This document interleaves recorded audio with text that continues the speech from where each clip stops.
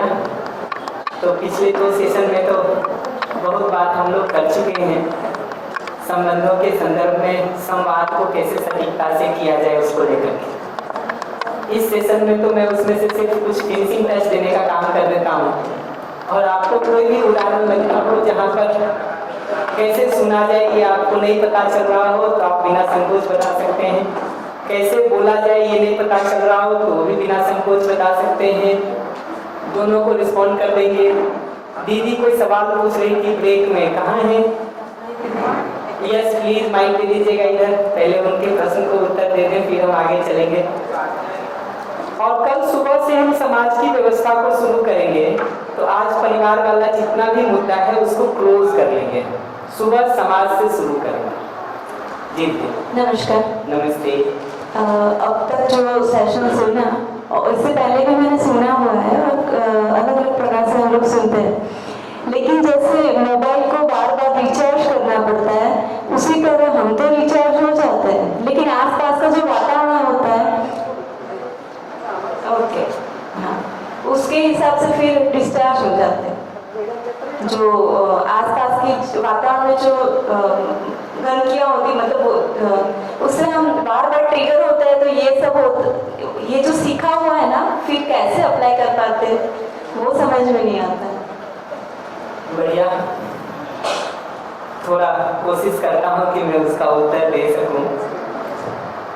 सामान्यतः 3 में से कोई एक चूक होती है, सामान्यतः 3 में से कोई एक चूक होती है। पहली चूक तो ये होती है कि कई बार हम यहाँ से सूचना सुनने के बाद हम मान लेते हैं कि हमको सब समझ में आ गया है। ये जब आप यहाँ सुन रहे होते हैं ना, तो ये किसी बोलने वाले के प्रभाव क्षेत्र में खड़े होते हैं, ये आपका अपना हो गया है, ऐसा नहीं होता है, ऐसा नहीं होता। ये जिनसे भी आप यहाँ सुनते हैं, आपने पहले भी जिनके भी सेशंस किए हैं, उस वातावरण के प्रभाव में आकर के आपको चीजें ठीक लगती हैं, उसको सब तरफ से जांच परख करके आपने अपना बना लिया है, ऐसा नहीं है, ऐसा नहीं। तो एक अनुमान आपको कुछ बनता है, चीजें कुछ ठीक लगती हैं, लेकिन जैसे जैसे दूसरे वातावरण में जाते हैं ना, वो वापस से हमारा ही माइंडसेट सबसे पहले बदलना शुरू होता है, बदलना शुरू होता है। तो पहली समस्या तो ये होती है। सॉल्यूशन इसका ये है कि रोज कुछ ना कुछ समय लगा करके इसको सुनने पढ़ने के काम को किया जाए। और मैं हर बार ये कहता हूँ कि एक कपड़ा आप धो करके पहनते हैं, एक दिन का धुला कपड़ा 1 दिन 2 दिन 3 दिन पहन लें, चौथे दिन से तो बदबू आएगी। अगर मन को साफ करने की दिशा में कुछ काम शुरू किए हैं और अगर उसको नियमित रूप से करने का काम नहीं करेंगे, थोड़े समय के बाद फिर धूल जमी हुई दिखेगी। एक कमरा भी हम बंद करके आते हैं ना, 10 दिन बाद खोल करके जाए तो उसमें धूल की एक परत दिखती है, सफाई के बाद ही लगवाते हैं। तो जिस मन को हम लंबे समय से साफ करने का, ठीक करने का काम नहीं कर रहे हैं, वहां पर वो परत जमी हुई है, तो उसकी सफाई की जरूरत तो पड़ेगी। नियमित रूप में उसको करते हैं तब जाके धीरे धीरे ठीक होता है। घर में कभी देखे होंगे वो पुराने बर्तनों पर जब काली की परत जम जाती है ना, पहले चूल्हे पे बनाते थे तो बहुत ज्यादा दिखता था, गैस में तो उतना नहीं पता चलता। जब एक मोटी परत जम जाती है ना किसी चीज पर काली की, एक दिन में पूरा घिस के भी साफ नहीं होता। रोज थोड़ा थोड़ा आप उसका क्लीनिंग का काम करते रहते हैं तो धीरे धीरे एक दिन साफ हो जाता है। तो पहली चूक तो ये होती है कि हम घर जाके इसको सपोर्ट देने का काम नहीं करते, सपोर्ट देने का काम नहीं करते। ये पहला चूक है, पहला चूक है। दूसरी जो चूक होती है, पहली बात पकड़ में आई आपको? Thank you. दूसरी जो चूक होती है वो ये होती है कि हम जब वातावरण को रिसीव कर रहे होते हैं ना, तो सुनने की जगह से ये शैली नहीं अपना के कुछ और ही सुन रहे होते हैं। हम कचरा सुन लेंगे दूसरे का, और इसको मैं पिछले सेशन में बहुत बात कर चुका हूँ, इसलिए मैं एक्सप्लेन नहीं करता हूँ। आप लौट के देखिए परेशान कैसे होते हैं। सुनने की जगह पर हम कुछ कचरा अगले का सुन लेते हैं, वो कचरा ही तो हमारे लिए ट्रिगर का काम करता है। हम ट्रिगर कैसे होते हैं, वो रिएक्शन कैसे शुरू हो जाता है? कोई ना कोई कचरा अगले की तरफ से आ रहा होता है, उसके बोलने में, उसके करने में, जिसको बिना फिल्टर किए हम अपने अंदर आने दे देते हैं। अगर अपने सुनने की वो सजगता होती है तो वो कचरा अपने अंदर नहीं आता है।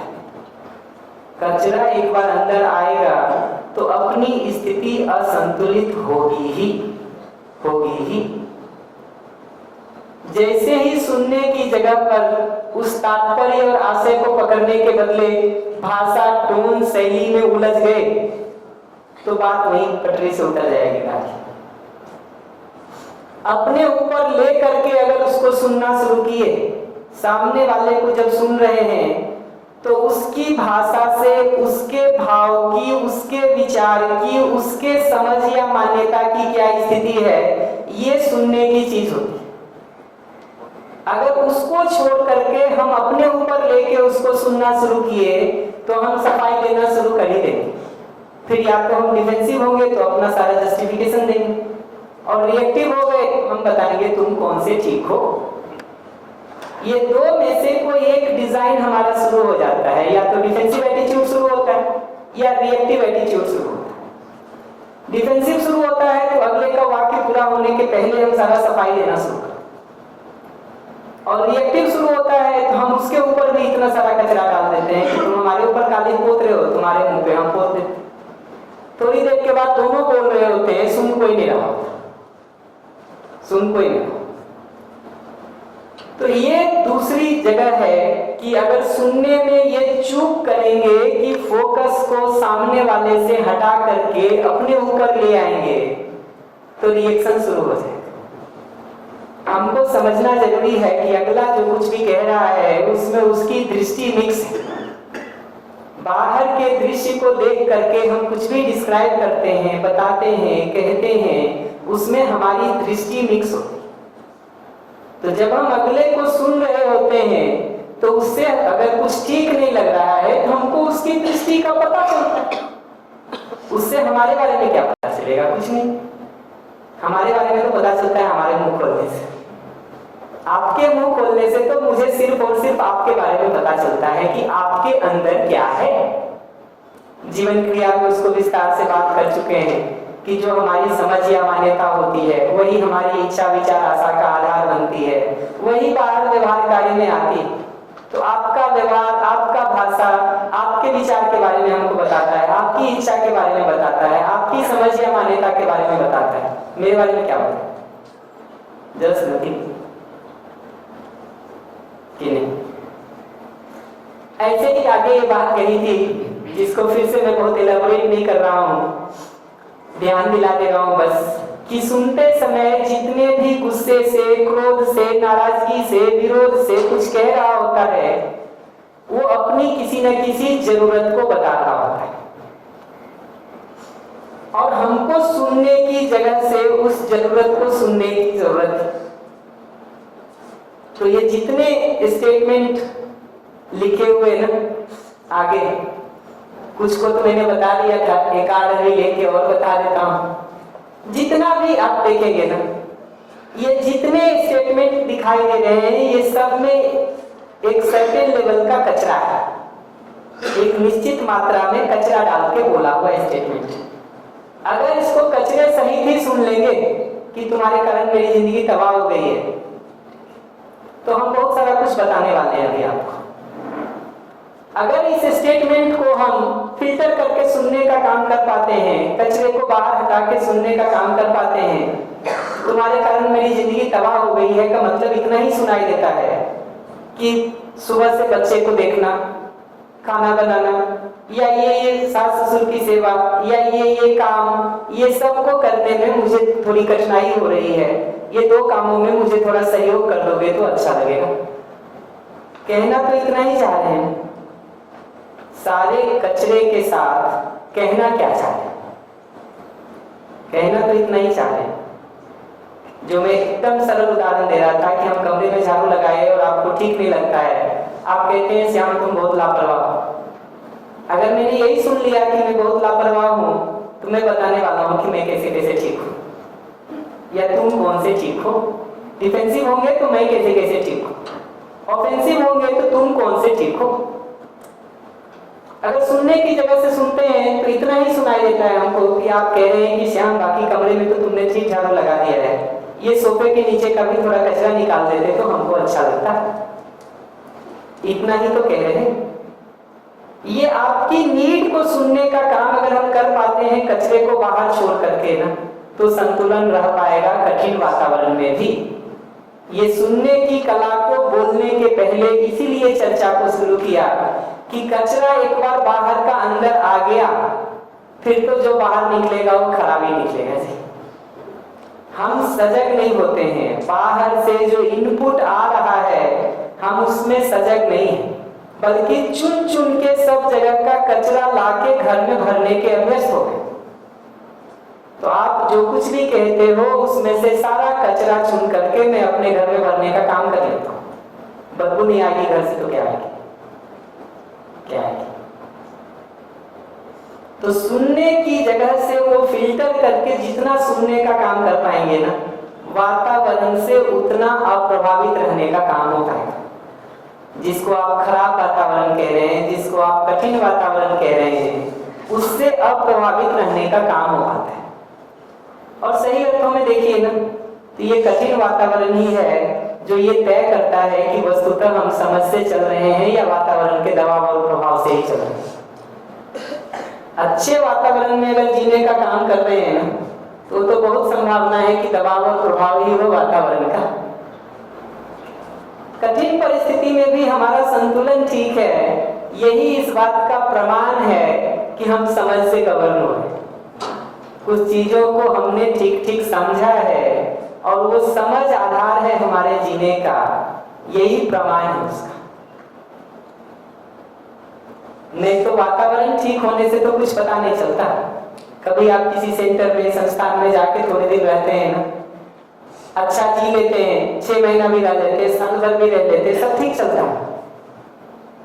वो इसलिए नहीं चल रहा है कि हम बहुत उसमें गति कर गए, वो ठीक इसलिए चल रहा है कि दूसरे लोग गति किए हुए हैं और एक अच्छा वातावरण बनाए हुए हैं, उसमें रह के हमको ठीक लगता है। जैसे ही लौट के बाहर आते हैं वापस तकलीफ शुरू हो जाती है, तकलीफ शुरू हो जाती है। तो ये अच्छे वातावरण का भी सदुपयोग करने की जरूरत है, अपने में ट्रांसफॉर्मेशन करने की, अपने में बदलाव करने की। नहीं तो फिर गति नहीं होगी। अच्छे वातावरण में रह के भी कई बार हम समय खराब कर लेते हैं अपना बहुत सारा। सदुपयोग करने के बदले, आगे बढ़ने के बदले समय खराब कर लेते हैं। और ये जितनी कठिन परिस्थितियां होती हैं, कठिन वातावरण होता है, वही वस्तुतः हमारे लिए टेस्ट की तरह काम करता है, लिटमस टेस्ट की तरह काम करता है। लिटमस टेस्ट जान केमिस्ट्री में कराते हैं जी, पीएच चेक करते हैं।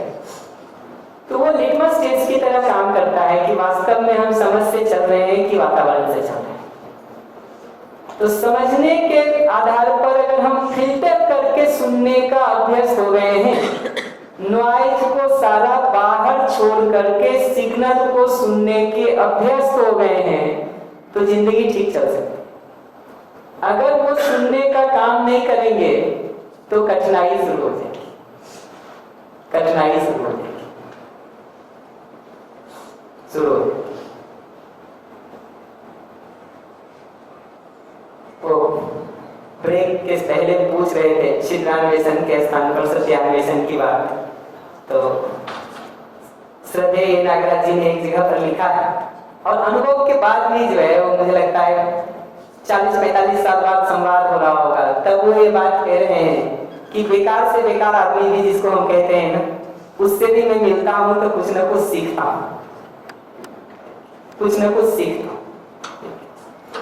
उसमें वो आगे ये बात कहते हैं कि उस पूरी चर्चा में कि अभी आदमी जो है वो, उनका एक फेमस स्टेटमेंट है कि आदमी 51% से अधिक सही है, यानी मूल रूप में सच्चाई का पक्षधर है। तो कहते हैं कि आदमी सच्चाई का पक्षधर होते हुए भी आगे क्यों नहीं बढ़ पा रहा है? उसका उत्तर देते हैं खुद ही एक दूसरे का छेद देखने से। छेद जानते हैं? कमियां एक दूसरे का छेद देखने से। फिर वो अपनी भाषा में कहते हैं कि अभी किसी की 99 अच्छाई हो, एक कमी वाला भाग दिखता है, हम उसके ऊपर डामर पोत देते हैं। डामर जानते हैं? सड़कें जो बनाते हैं वो गोल डालते हैं ना, तो कहते डामर पोत देते हैं, कालिक पोतना हिंदी में कहते हैं। तो जीने की शैली ये हो गई है कि एक आदमी ज्ञान संपन्न होने के 40 साल बाद भी जब संवाद कर रहा था तो कहता कि जिसको हम सामान्य रूप से बेकार आदमी कहते हैं, उससे भी मैं कुछ सीखता हूँ। उसमें भी वो बड़े अच्छे से ये बात कहते हैं कि मैं शान करके कैसे किसी की अच्छाई को ग्रहण करने का काम करता हूँ, ठीक है, और कोई आदमी ऐसा नहीं है जिसमें कुछ अच्छा ना हो। तो उसमें वो ये सारी बातों को विस्तार से किए, इसलिए मैं तो सिर्फ रेफरेंस के लिए उसको डाल दिया हूँ। आप में से जो भी लोग संवाद को पढ़ेंगे किसी जगह पर मिल जाएगा वो। तो वातावरण से अप्रभावित रहने का जगह है। तो पहला चीज है रोज कुछ न कुछ सुनने पढ़ने का काम करना। दूसरा स्टेप है वातावरण से जो भी सूचना आ रही है उसको फिल्टर करके रिसीव करना। अपने जरूरत के सभी मशीनों में भी अपना एक फिल्टर लगा रखना। पानी की मशीन हो तो भी, हवा की मशीन हो तो भी, सबका अपना एक फिल्टर रहता है। जैसे इलेक्ट्रिक मशीन में फ्यूज रहता है ना, ऐसा इनमें फिल्टर रहता है। वो इसीलिए रहता है कि सारे कचरे को बाहर छोड़ करके ठीक को आना। हमारा जीने का अभ्यास ऐसा हो गया है कि हम सारा कचरा उठा के घर में इकट्ठा कर लेते हैं, फिर शिकायत करते हैं कि बदबू आ रही है। अगर आप ये सोचते हैं कि पहले बाकी सारे लोग बोलना ठीक कर लें तो संसार में 800 करोड़ लोगों के ठीक होने के बाद ही आपको ठीक सुनने को मिलेगा। उसके पहले तो नंबर नहीं आया। फिल्टर करके सुनने की कला हम सीख लेते हैं ना, तो फिर अब हम आराम से किसी के भी साथ ठीक जीने के काम को कर पाते हैं। अब हमको वो भय नहीं है, वो शंका नहीं है, वो परेशानी नहीं है कि आप क्या कर डालेंगे। हमको पता है कि आपके सारे कचरे में से किस भाग को हमको अंदर आने देना है। ये दूसरा जगह होता है। एक तीसरी जगह और होती है कि बोलने की जगह से हम ही कचरा फेंक रहे होते हैं पुराने अभ्यासों के कारण। तो हमको लगता है कि हमने तो अब शिविर कर लिया है तो अब तो सब ठीक ही हो गया है हमारा, और उसके कारण जिस शैली में हम बोल रहे होते हैं ना, उसमें बहुत सारा ब्लेम होता है, कंप्लेन होता है, क्रिटिसिज्म होता है, जजमेंट होता है, कंपैरिजन होता है, दूसरों को नीचा दिखाने, कम बताने के स्टेटमेंट होते हैं। और वो सारे स्टेटमेंट जितना ज्यादा हम बोलते हैं अगला उतना घायल होता है। तो पिछले सेशन में ये बात मैं कर रहा था कि अगर अपनी बात कुछ कहना भी हो ना, तो अपने नीड को, अपनी जरूरत को पूरा करने का प्लेस करना होता है। तो इस पूरे में देखेंगे कि जो विश्वास से लेकर के प्रेम तक सारे भाव की हम लोगों ने बात करी, तो स्नेह के भाव के तहत हमारी ये प्रवृत्ति हो पाती है कि अपने सुख दुख का जितना हम ध्यान रखते हैं उतना ही दूसरे के सुख दुख का भी ध्यान रखने का काम करते हैं। अपनी जरूरतों को पूरा करने के लिए जितना कंसर्न और कमिटेड हम होते हैं उतना ही अपने संबंधी की जरूरतों को भी पूरा करने के लिए कंसर्न और कमिटेड होते हैं। अगर ये है तो स्नेह, ये नहीं है तो कोई स्नेह नहीं।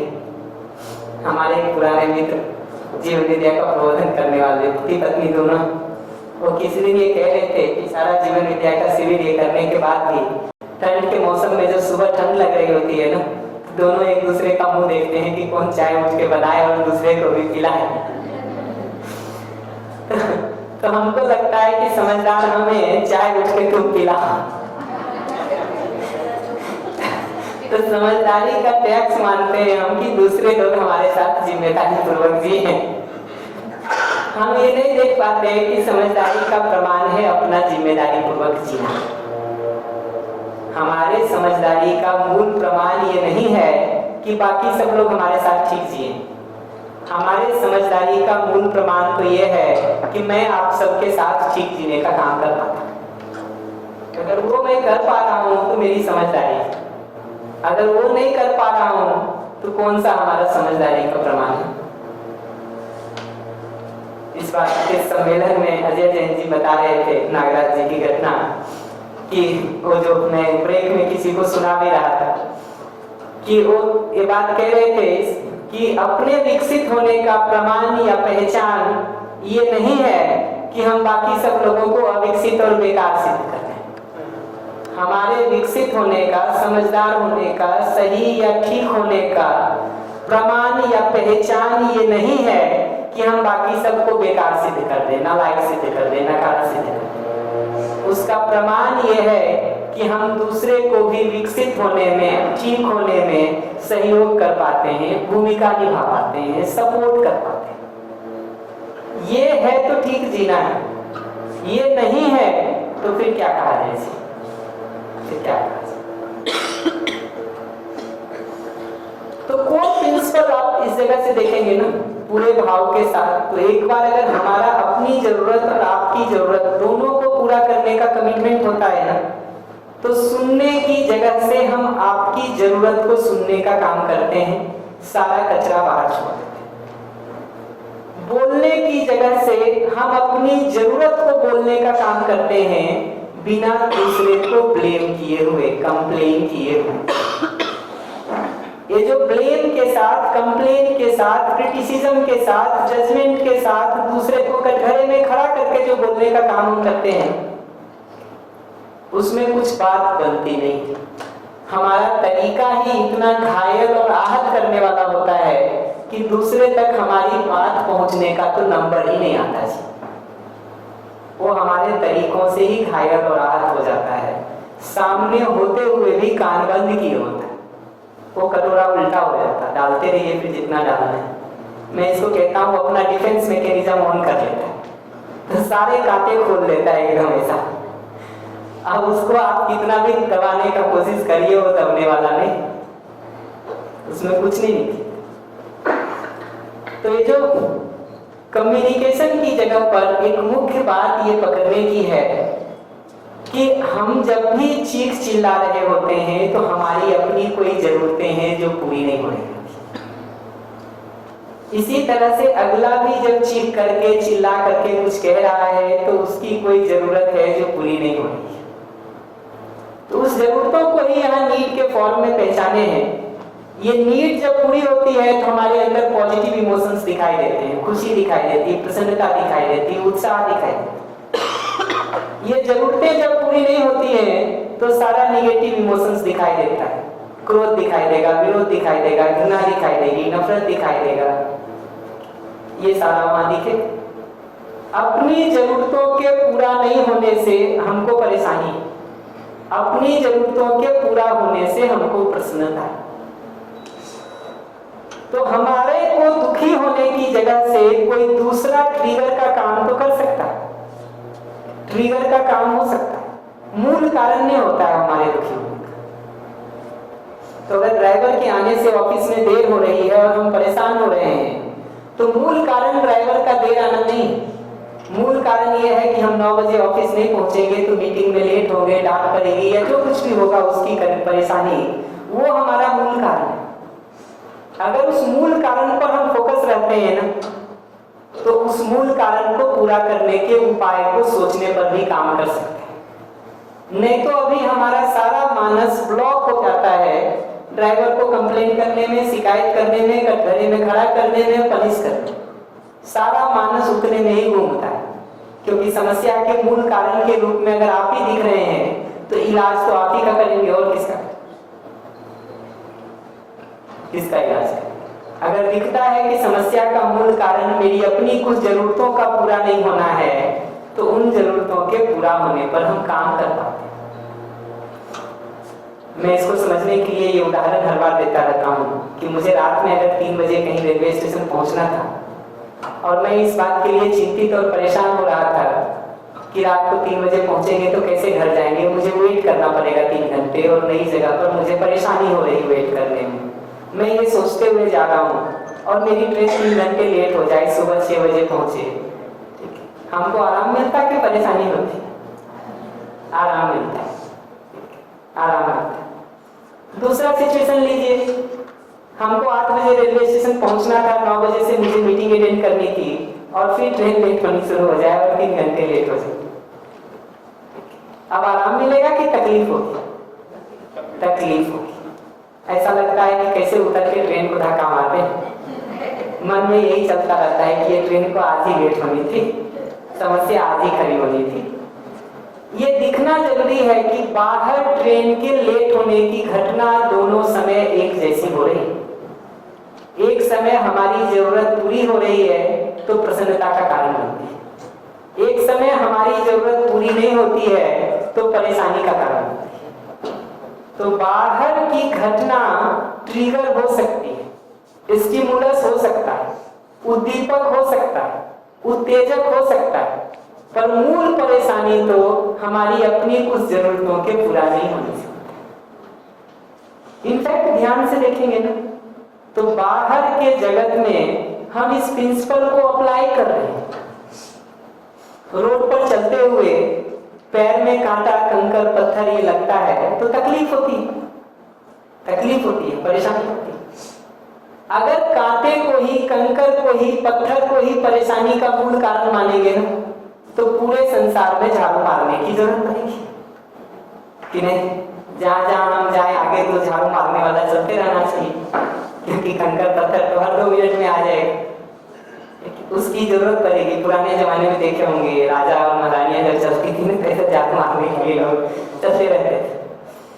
वो डिजाइन ऐसा लगता है, अगर बाहर ही समस्या दिखाई देती है तो डिजाइन ऐसा दिखता है। जिस दिन ये बात समझ में आती है ना कि वो कांटा, कंकर या पत्थर सीधा हमारी परेशानी का कारण नहीं बनता है, जब वो हमारे पैर में घाव करता है ना वो घाव परेशानी का मूल कारण कि नहीं?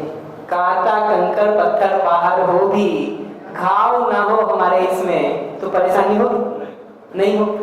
जूता इसी प्रिंसिपल पे बना है, चप्पल इसी प्रिंसिपल पे बना है। चप्पल पहन लेने से कोई बाहर का कांटा, पत्थर, कंकर खत्म नहीं हो जाता है, वो नहीं खत्म होता, लेकिन उसका प्रभाव हमारे पैर पर अब नहीं पड़ता है।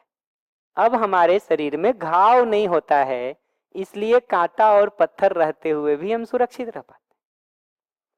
तो अगर आप चाहते भी हैं कि बाहर कांटा पत्थर ठीक हो, जरूर करें, लेकिन अपने पैर में जूता पहन के करना होगा। अगर अपने पैर में बिना जूता पहने पहुंच गए वो कांटा, कंकर और पत्थर की सफाई करने के लिए, तकलीफ होगी, ज्यादा घाव होगा, घायल होके आएंगे, फिर कोसेंगे पूरी दुनिया को बैठ। अपना फायर प्रूफ जैकेट ठीक रखते हैं ना तो वातावरण हमको सीधा नहीं अंदर घुस जाता है, हम घुसने देते हैं उसको तब घुसता है। ये पहचानना जरूरी है कि 2 हिस्सा है, एक बाहर कुछ घटना घटती है, दूसरा हम उसको आने देते हैं। अपना हिस्सा दिखना जरूरी है। शादी के बाद जब एक दूसरे से बहस करते रहते हैं तो कहते रहते हैं, कुछ नाराज हो गए ना तो कहते हैं तुम ही हमारे पीछे पड़े थे, हम पड़े थे। हमको ये दिखना जरूरी है कि पीछे अगला पड़ा होगा, ये तो बात ठीक है, हाथ किसी जगह हमने भी तो दिया होगा कि नहीं? वो अपना हिस्सा दिखना शुरू होगा ना तो ठीक करने की जगह से काम शुरू कर सकते हैं। अगर सिर्फ आपका ही हिस्सा दिखेगा तो मेरे पास अब ठीक करने के लिए कुछ है ही नहीं, कुछ है ही नहीं, फिर तो जो करेंगे आप करेंगे। हम गुलाम बन जाते हैं, परिस्थितियों के गुलाम बन जाते हैं। जब हमको अपना हिस्सा दिखता है ना तो चीजों के ठीक करने पर बात हो सकती है। तो ये पूरा अप्रोच ये नहीं है कि गलती किसकी है ये ढूंढते हैं। मैं आपने गाली दिया होगा, ये बात ठीक है कि ठीक नहीं की, आपने अनावश्यक हम पे कुछ झूठा आरोप लगाया होगा, ये बात ठीक है कि कुछ ठीक नहीं की, कुछ ठीक नहीं की। लेकिन वो सब के बावजूद अगर गलती ढूंढनी होगी तो भाई ठीक है आपने गाली दिया, गलती, समाधान यहां से नहीं मिलता है। समाधान इस जगह से मिलता है कि आपके गाली देते समय भी मैं क्या कर सकता था जिससे मैं भी संतुलित रहता और आपका भी नॉर्मल होने की तरफ आगे बढ़ता। वो उपाय अगर हम ढूंढ पाते हैं ना तो रास्ता निकलना शुरू होता। हम भी पलट के गाली भी देते हैं ना, तो ध्यान से देखेंगे तो हमारे भी पलट के गाली देने के पीछे आशय क्या है? रोज रोज आप हमको गाली दें, रोज रोज हम आपको पलट के गाली देते रहें, ये चाहते हैं, या कल से आप गाली देना बंद कर दें, ये चाहते हैं? क्या चाहते हैं? बंद कर दें। तो ये दिखना जरूरी है कि जो तरीका अपना रहे हैं उस तरीके से अगर काम नहीं चल रहा है, आपकी गाली बंद नहीं हो रही बल्कि और बढ़ती चली जा रही है समय के साथ, आपका सुधरना नहीं हो रहा बल्कि संवाद और बंद होता चला जा रहा है, तो तरीका बदलेंगे कि नहीं बदलेंगे?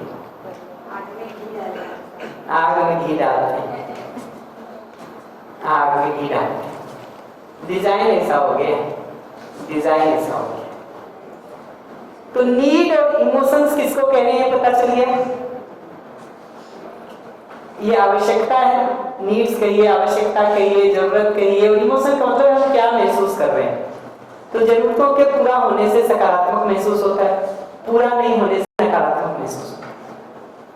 तो जब हमको अपनी बात कहनी भी होती है ना, तो दूसरे को, अगर हमको किसी बात को लेकर के यहाँ पीड़ा हो रही है, परेशानी हो रही है, तकलीफ हो रही है, तो दूसरे को कटघरे में खड़ा करने के बदले हम ये बताने से शुरू करते हैं कि मेरी कौन सी जरूरत पूरी नहीं हो रही है जिसके कारण मुझे ये तकलीफ हो रही है, मेरी कौन सी जरूरत पूरी नहीं हो रही जिसके कारण ये तकलीफ हो रही है। तो अगर दिन भर में बहुत सारा काम है हमारे पास और हम उससे परेशान हो रहे हैं, तो हम यहाँ से नहीं शुरू करते हैं कि नवाई को तुम क्या है, बच्चे अकेले मैंने पैदा किए थे कि सब मेरी जिम्मेदारी है, घर में बैठे रहते हो, दिखाई नहीं देता है कि दो काम कुछ किया भी करो। इस डिजाइन से शुरू करेंगे तो कोई बात नहीं हो सकती। हमको अपनी जरूरत को प्लेस करने से शुरू करना होता है कि ये भूमिका को करने में या ये जिम्मेदारी को करने में मुझे थकान महसूस हो रही है, अकेलापन महसूस हो रहा है, उदासी महसूस हो रही है। इसमें से इन कामों में सहयोग मिल जाए तो मुझे अनुकूलता होगी, मुझे ठीक लगेगी। ये अपनी नीड को प्लेस करने के काम को किया जा सकता है, प्लेस किया जा सकता है। मोबाइल खेलते हुए बच्चे से बात करनी हो तो उसके कंसर्न को अगर पहचानेंगे ना, मोबाइल खेलते हुए बच्चे का क्या नीड होगा, कोई गेस करके बताएंगे? क्यों खेल रहा है? आनंद आ रहा, मजा आ रहा, फन है, इंटरटेनमेंट, रिलैक्स होना हो सकता है, थक के आया है काम करके, रिलैक्स हो रहा है। ठीक वैसे ही जैसे हम ऑफिस के बाद एक कप चाय पीते, अगला मोबाइल देख रहा है, तो रिलैक्स होने का एक टूल है। तो चर्चा शुरू करने का पहला जगह है उसकी जरूरत को पहचान पाना, उसकी जरूरत को पहचान पाना कि तुम्हारे फन की, तुम्हारे एंटरटेनमेंट की, तुम्हारे रिलैक्स होने की नीड है, ये हमको दिखाई देता है। ये हम उसके साथ पहला जगह है शेयर करना। फिर अपनी जगह से ये डिसीजन से शुरू करने के बदले कि तुम ये खेलना बंद करो, अपने कंसर्न से शुरू करना होता है। तो शायद आपको उसकी आंखों की चिंता होगी, शायद स्वास्थ्य की चिंता होगी, शायद बेहतर भविष्य को लेकर के भय होता होगा कि नहीं पढ़ेगा तो भविष्य में जो है इसको कठिनाई होगी, शायद उसके मार्क्स ठीक नहीं आए, उस बात को लेकर के तकलीफ होती होगी। अपने उस कंसर्न को बताना, तो उसके कंसर्न को पहचानने का काम किया, उसकी जरूरतों को पहचानने का काम किया। और अगर हमको यहाँ भय हो रहा है, इरिटेशन हो रहा है, तो उसके कारण के रूप में अगले को कटघरे में नहीं खड़ा करते। हमारी जो जरूरत है उसके बेहतर भविष्य की, उसके बेहतर स्वास्थ्य की, उसके ठीक आंखों की, उसके पूरा नहीं होने से तकलीफ है।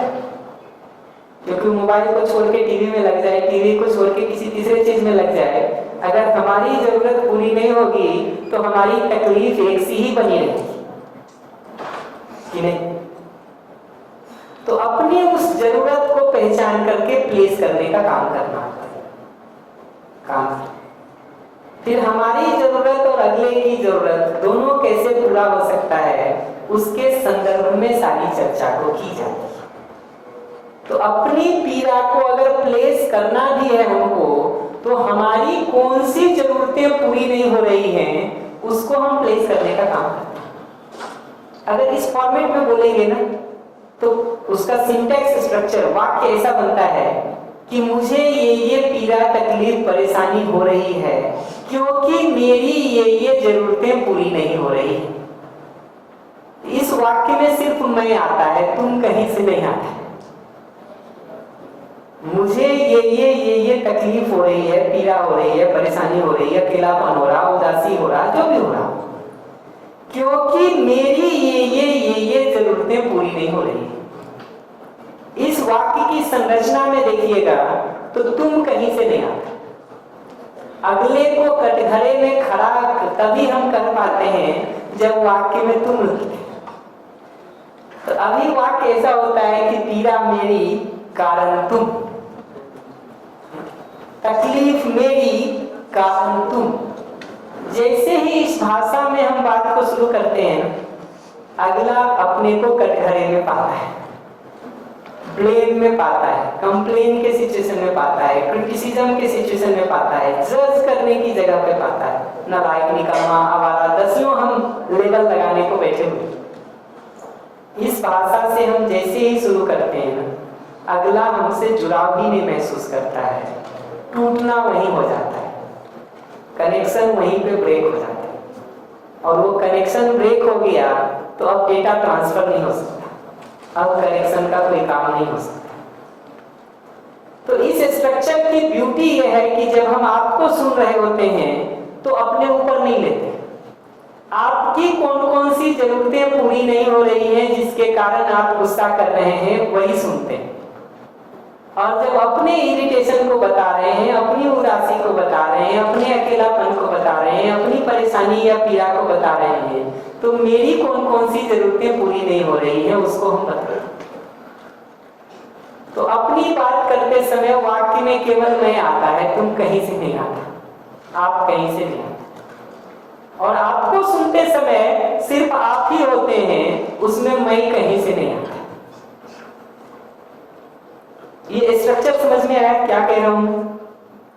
कि दूसरे को जब हम सुन रहे होते हैं तो उसमें आपके विरोध क्रोध के पीछे आपकी कौन सी जरूरत पूरी नहीं हो रही है, हम उतने भर को ही सुनने का काम करते हैं, उसमें मैं कहीं से नहीं आता। और जब हम अपनी पीड़ा परेशानी तकलीफ को बता रहे हैं, अगर हो रहा है कुछ तो मेरी कौन कौन सी जरूरतें पूरी नहीं हो रही हैं, हम उसको बताने का काम करते हैं। दूसरे को कटघरे में खड़ा करने के बदले, दूसरे को अपनी समस्या का कारण पहचानने के बदले।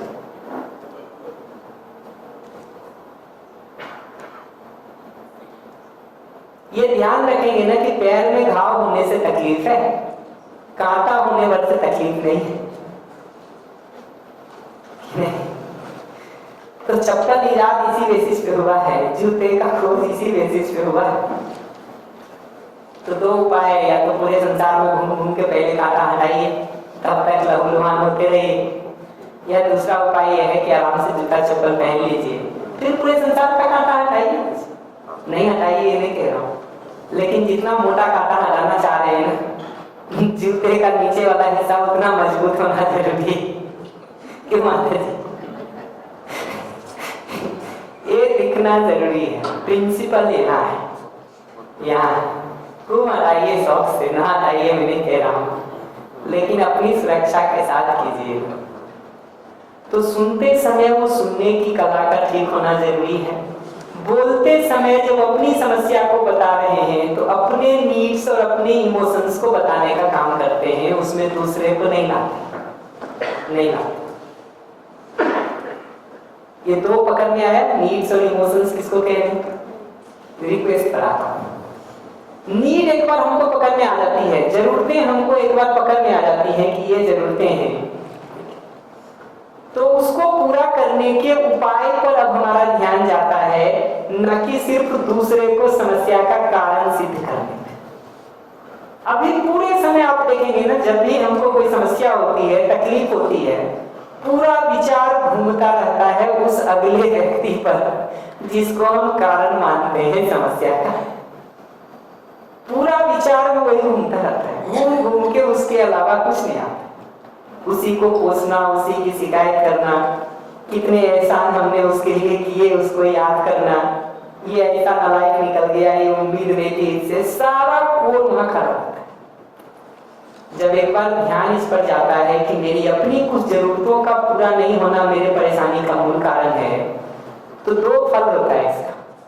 पहला फल ये होता है कि दूसरे से शिकायत रुक जाती है, दूसरे से शिकायत रुक जाती है। जब हमको लगता है कि मेरी जिंदगी की परेशानी के कारण आप हैं, तो शिकायत आपसे होगी। जब हमको दिखता है कि मेरी परेशानी का मूल कारण तो मेरी अपनी कुछ जरूरतों का पूरा नहीं होना है, तो हमारा ध्यान अपनी जरूरतों को पूरा करने पे जाता है, दूसरों से उलझने भर के बदले। जरूरतों को पूरा करने पर ध्यान जाता ना, दो घटना घटती। पहला ये कि दूसरे से शिकायत से हम फ्री होते हैं। तो दूसरी घटना ये घटती है कि विचार अब लग पाता है जरूरतों के पूरा होने के और क्या क्या उपाय हो सकते हैं उसको सोचने पर। तो मुझे 10 बजे रेलवे स्टेशन पहुंचना था, आप 8:30 बजे आने वाले थे छोड़ने के लिए और नहीं आए, 8:45 बज गया आप नहीं आए। अगर आपको कोसने में मैं चला गया तो अगला 2 घंटा और जाएगा।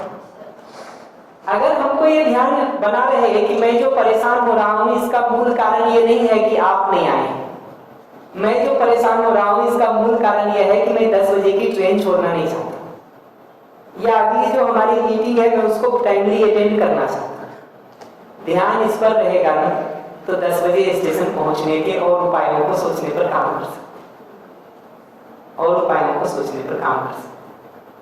ध्यान इस पर बना रहेगा। और ट्रेन अगर छूट भी गई है ना, तो और किन मोड से, फ्लाइट से, अल्टरनेटिव मोड से हम कैसे मीटिंग में पहुंचने का काम कर सकते हैं, उस उपाय को सोचते। और बहुत तरह के उपाय निकलते हैं अगर हम उपाय पे सोचते हैं। बहुत सारी मीटिंग में आपके रिप्रेजेंटेटिव जाके ही मीटिंग कराते, जरूरी भी नहीं होता है कि आप जाएं। आजकल तो कोरोना के बाद से ऑनलाइन का सिस्टम हो गया है, कई जगहों पर ऑनलाइन सपोर्ट के साथ भी चीजें चल जाती हैं। उपाय को सोचने का काम करेंगे ना, तो दसियों उपाय निकल के आ जाते हैं। और कोई उपाय नहीं मिल रहा हो ना, तो आखिरी उपाय है दूसरे से रिक्वेस्ट। ये तो उपाय है ही कि अगर हम चाहते हैं कि 8:30 बजे भोजन मिले और आप ही बना के दे सकते हो और कोई उपाय नहीं है, तो रिक्वेस्ट करना ऑप्शन। रिक्वेस्ट करते समय 3 बात पकड़ना जरूरी है। पहला ये कि रिक्वेस्ट तभी रिक्वेस्ट है जब आप अगले की ना सुनने के लिए तैयार हैं।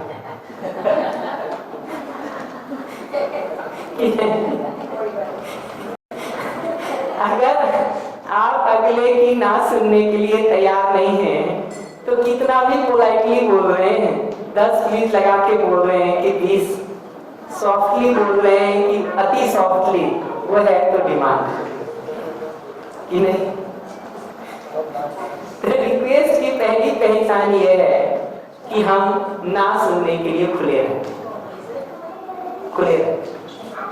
मैं इसको बहुत सारे तर्क देता रहता हूँ कि अगर आप, अभी हमको लगता है कि दूसरे की ना सुनने के लिए कैसे खुले रह सकते हैं, हमको ये पकड़ना जरूरी है कि जबरदस्ती अगर दूसरे से कुछ करवाने की कोशिश करेंगे, जबरदस्ती अगर हम दूसरे से कुछ करवाने की कोशिश करेंगे, वो आराम में रहेगा कि परेशान होगा?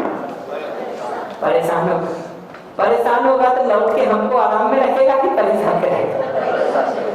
और लौट के अपने ही ऊपर आने वाला है। अभी हमको लगता है कि हम ना का ऑप्शन दे रहे हैं, तो हमको लगता है कि कैसे चलेगा जिंदगी। रुक के देखेंगे ना, तो ये दिखेगा कि दूसरा अगर इरिटेट और परेशान हो रहा है, तो पहला यही होता है कि अगर आप सचमुच उसको संबंधी के रूप में देखते हैं, स्नेह का भाव सचमुच है आप में उसके लिए, तो उसकी परेशानी ही आपको तकलीफ देती है, पीड़ा देती है। ये घेर करके दूसरे को जब हम करवाने जाते हैं ना, तो वो हमको खुद भी अच्छा नहीं लगता। उसको तो पीड़ा होती ही, हमको खुद भी अच्छा नहीं लगता।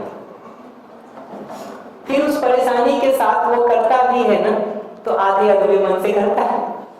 टालने वाले डिजाइन से करता है। वो जितना आधे अधूरे मन से करता है उसको देख के हमारा खून और जलता है और जलेगा जलेगा। तीसरी चीज ये होती है कि हमको जब एक जगह हम किसी को दबाव डालते हैं ना, डिमांड करके पूरा करवाते हैं, तो अगले के पास भी अपनी जगह है अपनी डिमांड को मनवाने की। तो आप यहाँ गला पकड़ रहे हैं हमारा, तो सुबह हमारे पास भी अवसर है आपका गला पकड़ने का दूसरी जगह कि नहीं। तो ये जो ना कहने का अवसर हम देते हैं ना दूसरे को, तब हमको भी वो अवसर मिलता है। हम आपको अवसर नहीं दे रहे हैं तो आप भी हमको अवसर नहीं दोगे जी शाम को। तो लौट करके ध्यान से देखेंगे ना तो दिखेगा कि उस जरूरत के पूरा नहीं होने का जो दुख है ना, उससे कई गुना ज्यादा दुख है जबरदस्ती पूरा करवाने में। तो अगर दुख को ही चुनना हो, नहीं ही हो सकता है, और दुख को ही चुनना हो, तो दोनों में से कौन सा दुख कम है ये रुक के एक बार देखने की जरूरत है। अगर दुख ही चुनना हो तो दोनों में से कौन सा दुख कम है, वो जरूरत के पूरा नहीं होने से जो दुख हो रहा है वो कम है, या उसको जबरदस्ती दबाव पूर्वक जो हम पूरा कराने जाते हैं उसमें अगला इरिटेट और परेशान होता है, उसको देख के हम परेशान होते हैं। आधे अधूरे मन से वो करता है जिससे हम और इरिटेट होते हैं। लौट के वो अपने मौके की तलाश में रहता है जहां हमारे ऊपर दबाव डाल सके, तो उसमें दुख कम है, या वो जरूरत ही ना पूरा हो उसमें दुख कम है। कम से कम यही पूछ लें अपने से, यही पूछ। मैं तो लास्ट में ये भी देखता हूँ कई बार कि जिन जरूरतों को नहीं पूरा होने से हम इतने परेशान हो रहे होते हैं ना, जिंदगी के थोड़े लंबे अंतराल में देखेंगे ना तो उन जरूरतों का कोई बहुत मतलब भी नहीं रह सकता। आप में से कितने लोगों को याद है कि क्लास 8 में कितने मार्क्स आए थे आपके? किसको याद है किसी को? एक नहीं है। जब क्लास 8 में पढ़ रहे होते हैं ना तो ऐसा लगता है कि बस अभी 2 नंबर नहीं आएंगे तो जिंदगी ही नहीं बचेगी। सीरियस हो, अच्छी बात है, सीरियस होकर करना ही चाहिए, लेकिन ये जो हम मान लेते हैं ना कि जिंदगी सारी वही अटकी हुई है, वो कई बार हम बहुत छोटे स्पेन में देख करके उतना वैल्यू दे देते हैं उसको। तो नहीं भी अगर कोई जरूरत पूरी हो रही है ना तो रुक के देखने की जरूरत है कि क्या वो इतनी ज्यादा बड़ी जरूरत है जिसके लिए इतना जान दिया जाए।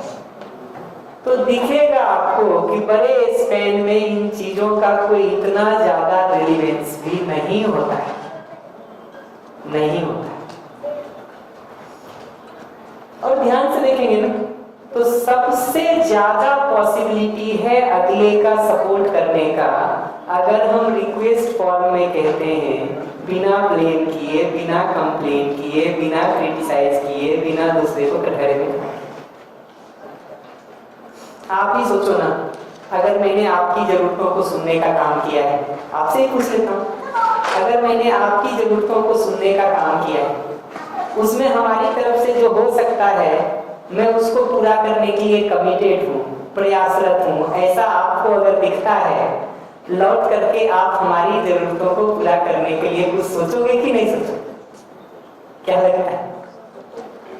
अपने लिए सबको ये लगता है कि सोचिए, दूसरे के लिए लगता है कि वो महानालायक है, वो तो नहीं सोचेगा।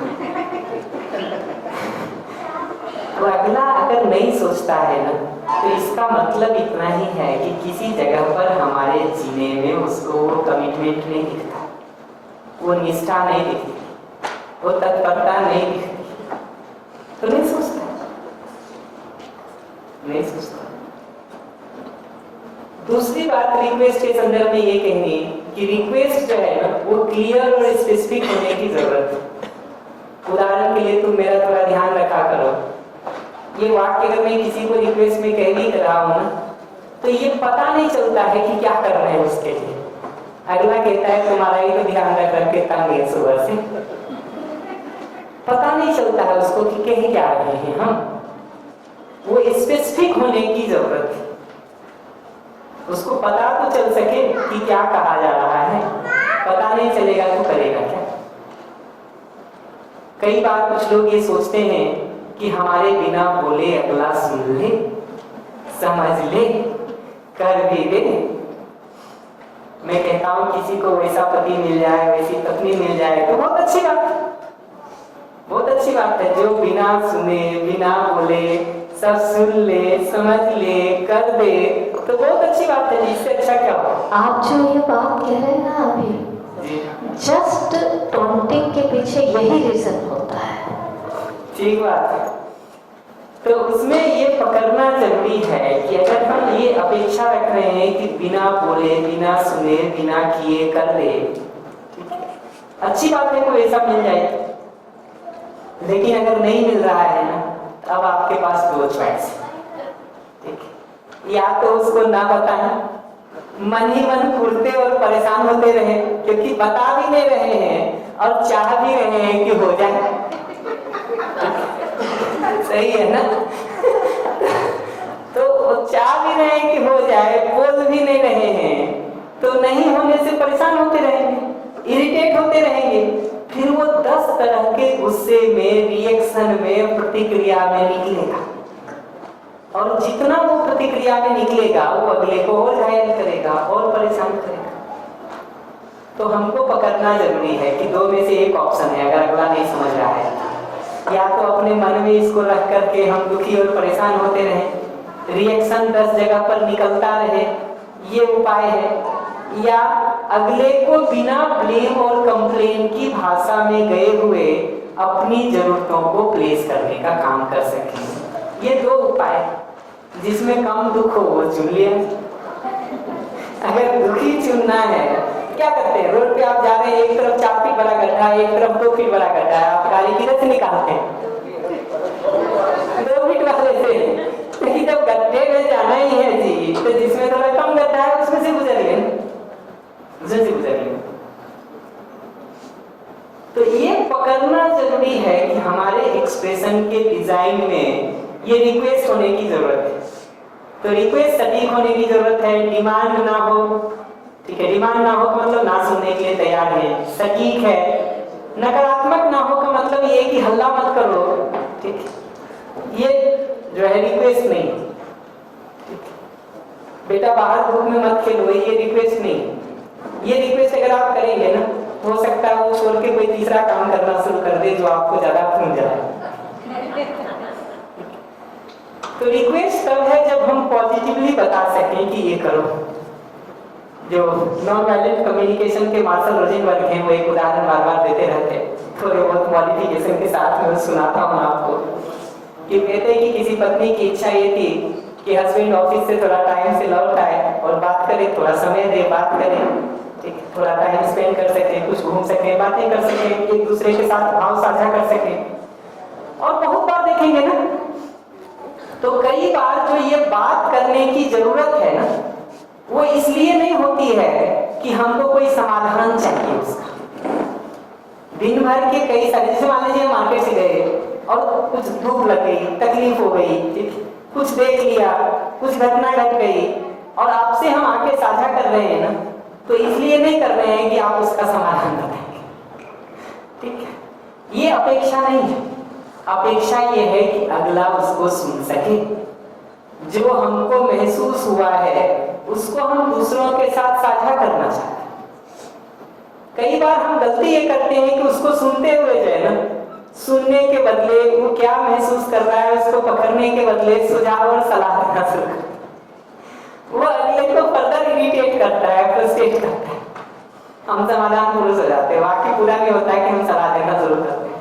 हम ये भूल जाते हैं कि हमारे साथ भी तकलीफ होगी, अगला वो सब सलाह आके दे जाएगा। सलाह उसके भी पास, उसको भी पता है। लेकिन उन सिचुएशन से जब हम गुजरते हैं ना, तो शेयर करना ही अपने आप में किसी की एक नीड होती है, नीड होती है। तो वो शेयर करने की जगह पर उसको सुनना, उसकी परिस्थिति को महसूस कर पाना, यही करने का मुख्य काम होता है, ना कि उसके हर 2 लाइन के बाद एक सलाह देना काम होता है। ये पकड़ना जरूरी है किसी को सुनते समय। नहीं तो हम इतने सारे सलाह देना शुरू करते हैं कि अगला इरिटेट हो जाता है, इरिटेट हो जाता है। शेयर करना ही नीड है उसका, उसको आत्मीयता के साथ सुन लेते हैं ना, उसी से अगला बहुत हल्का हो जाता है। तो अगर उदाहरण के लिए मैं कह रहा हूँ, अगर पत्नी दिन भर में सास ससुर की सेवा करके या कुछ करके परेशान हो गई है और कुछ कह रही है, ठीक है, तो ये नहीं कह रही है कि तुम सास ससुर को घर से बाहर निकाल दो, ये नहीं कह रही है कि उसको वृद्धाश्रम भेज दो, नहीं तो हम यहाँ से तर्क शुरू करते हैं, क्या करें, जान ले लें। हमारा जवाब ऐसा होता है, सुनते क्या करें, जान ले लें।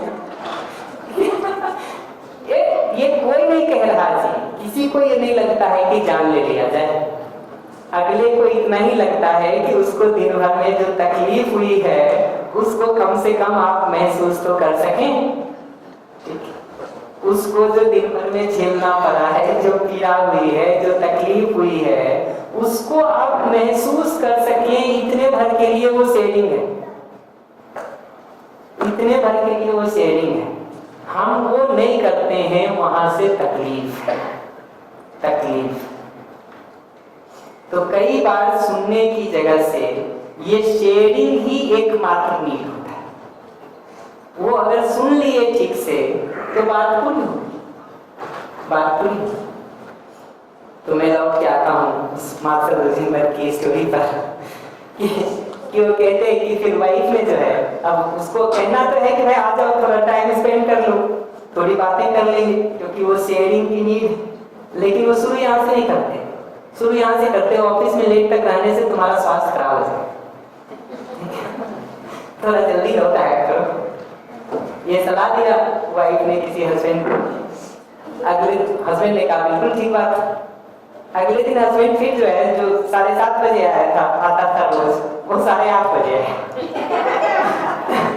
उससे पूछा कि भाई कल तो तुमसे बात हुई थी कि 6 बजे ऑफिस से तुम निकलोगे, तो मैं एक्सपेक्ट कर रही थी कि 6:30 तक तुम घर आ जाओ, ठीक। तुम फिर 8:30 आए हो, तुम रोज धोखा देते हो, तुम तो सुधरोगे नहीं कभी, हाँ बोलते भी हो, तुम पे भरोसा करना मुश्किल है। उसने कहा नहीं, मैं तो 6 बजे निकल गया था ऑफिस। कहाँ गए थे? कहा मैंने गोल्फ क्लब ज्वाइन कर लिया है, 1.5 घंटा खेलने चला गया था, उसके बाद तो अगर रिक्वेस्ट हम उस तरह के करते हैं ना, तो फल परिणाम में उम्मीद भी बहुत ज्यादा नहीं रखी जा सकती, नहीं रखी जा सकती। तो फीलिंग हो गया, नीड हो गया, रिक्वेस्ट हो गया, 3 कंपोनेंट पर बात कर दी। ऑब्जर्वेशन पर थोड़ा बात कर देता हूँ। ये बुक है एक मार्शल रोजिनबर्ग की, नॉन वायलेंट कम्युनिकेशन, कभी समय मिले तो पढ़िएगा। एग्जैक्टली कुछ फॉर्मेट्स आपको सेम मिलेंगे, कुछ जो मैं यूज कर रहा हूँ वो डिफरेंट मिलेंगे, क्योंकि हर आदमी अपनी कल्पनाशीलता लगाता ही है। बट उसको पढ़िएगा, one of the book worth reading, one of the worth reading book है, कभी समय मिले तो पढ़िएगा। अंग्रेजी की है, नॉन वायलेंट कम्युनिकेशन, मार्शल रोजिनबर्ग। आजकल चैट जीपीटी भी बता देता है उसके बारे में बहुत कुछ, तो उससे भी पूछेंगे तो आपको बहुत कुछ बता देगा। इस चौथे कंपोनेंट पर ऑब्जर्वेशन पर बता देता हूँ।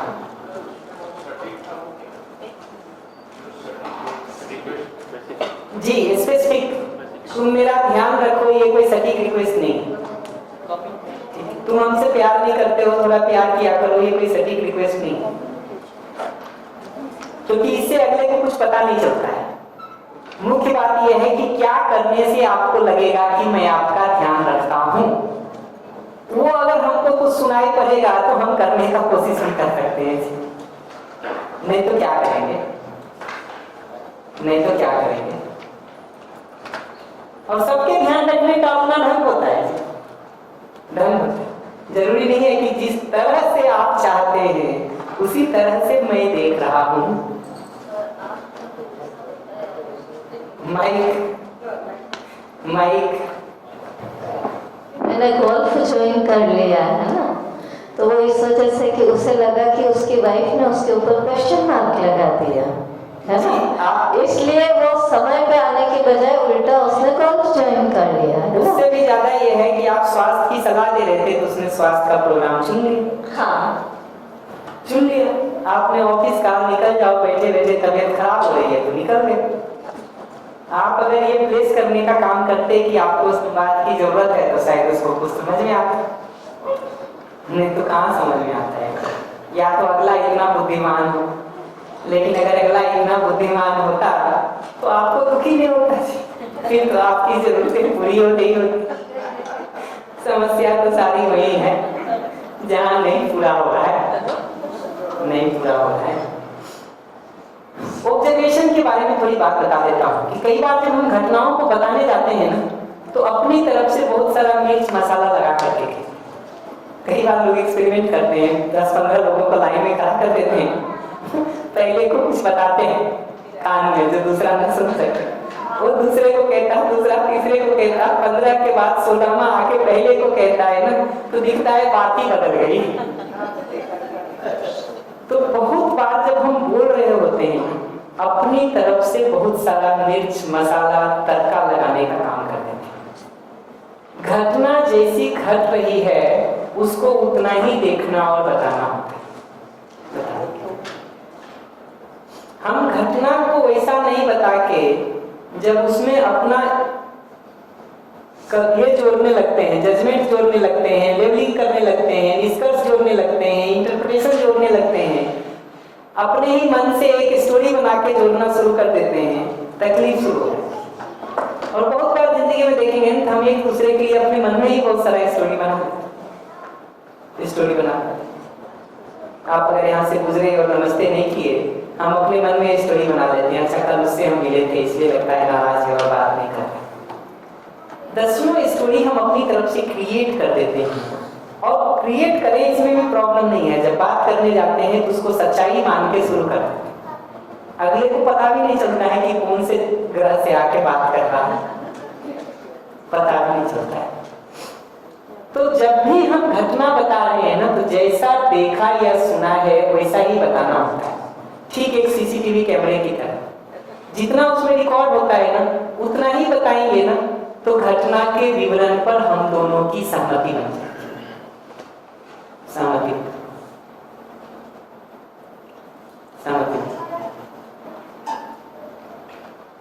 उदाहरण के लिए अभी अगर आप मोबाइल देख रहे हैं और भैया आपको नहीं कह रहा मैं तो बस उदाहरण ले रहा हूँ, ये सही हो गया कि आपने उसी समय मोबाइल हाथ में ले लिया।